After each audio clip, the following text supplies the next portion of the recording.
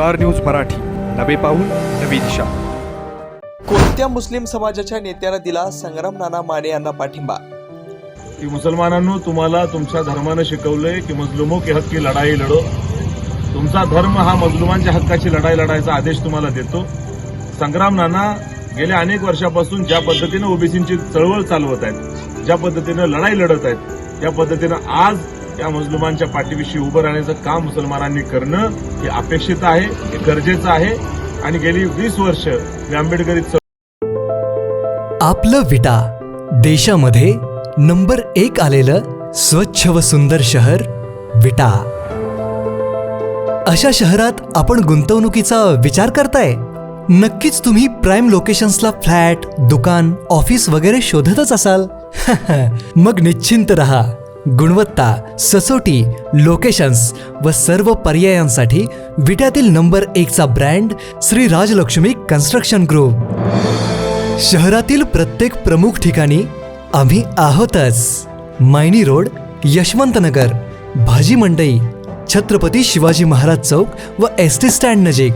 आणि हो, आपल्या गरजे व बजेटनुसार रेसिडेन्शियल व कमर्शियल सर्व पर्याय उपलब्ध। गुंतवणुकीतील विश्वास आणि समाधानासाठी डोळे झाकून एकच नाव, श्री राजलक्ष्मी ग्रुप, विटा। वंचित बहुजन आघाडीचे राज्याचे प्रवक्ते इम्तियाज नदाब यांनी संग्राम नाना माने यांनी ओबीसी समाजासाठी खूप चांगलं काम केलं, त्यामुळे त्यांना त्यांच्या कामाची पोचपावती म्हणून विधानसभेची उमेदवारी त्यांना मिळाली। या विधानसभेमध्ये त्यांना निवडून देण्यासाठी मुस्लिम समाजाने मोठ्या संख्येने त्यांच्या पाठीमागे राहिलं पाहिजे असं सांगून समाजासाठी रात्रदिवस झटणाऱ्या माणसाला तुम्ही एकदा नक्की संधी दिली पाहिजे असं मत त्यांनी व्यक्त केलं। पुढे ते म्हणाले, संग्राम नाना माने यांच्यामुळे खानापूर तालुक्यात ओबीसी चळवळ सुरू झाली। या चळवळीचा फायदा समाजातल्या सर्व घटकांना झाला, त्यात प्रामुख्यानं मुस्लिम समाजालाही तो झाला। मुस्लिम समाजासाठी संग्राम माने यांनी समाजात जाऊन जागृती केली, त्यांना मानसिक पाठबळ दिलं। तसंच रमजान महिन्यामध्ये प्रत्येक मस्जिदमध्ये जाऊन त्यांनी भेट दिली। खानापूर तालुक्यातील असणाऱ्या सर्व मस्जिदमध्ये संग्राम नाना माने हे एकमेव गेलेले ओबीसी नेते असतील, त्यामुळं मुस्लिम बांधवांच्या मनात त्यांच्याबद्दल एक नेहमी आदर आहे आणि हा आदर येणाऱ्या निवडणुकीत मतदानातून दिसेल अशी मला खात्री आहे असं ते यावेळी बोलताना म्हणाले। इम्तियाज नदाब, वंचित बहुजन आघाडी। आज आमचे खानापूर मतदारसंघाचे उमेदवार माननीय संग्राम नाना माने यांच्यासाठी मी खानापूर तालुक्यातील, खानापूर मतदारसंघातील वंचित बहुजन आघाडीला मानणाऱ्या आणि इतरत्र काम करणाऱ्या सर्व अशा मुस्लिम बांधवांना खास करून विनंती करतो की मुसलमानांनो, तुम्हाला तुमच्या धर्मानं शिकवलंय की मजलुमों के हक की लढाई लढो।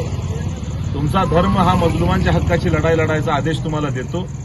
संग्राम नाना गेल्या अनेक वर्षापासून ज्या पद्धतीनं ओबीसींची चळवळ चालवत आहेत, ज्या पद्धतीनं लढाई लढत आहेत, त्या पद्धतीनं आज या मजलुमांच्या पाठीविषयी उभं राहण्याचं काम मुसलमानांनी करणं हे अपेक्षित आहे, हे गरजेचं आहे।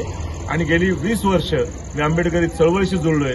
आज मला सुद्धा मान खटावचा विधानसभेचा उमेदवार म्हणून पक्षानं उभं केले।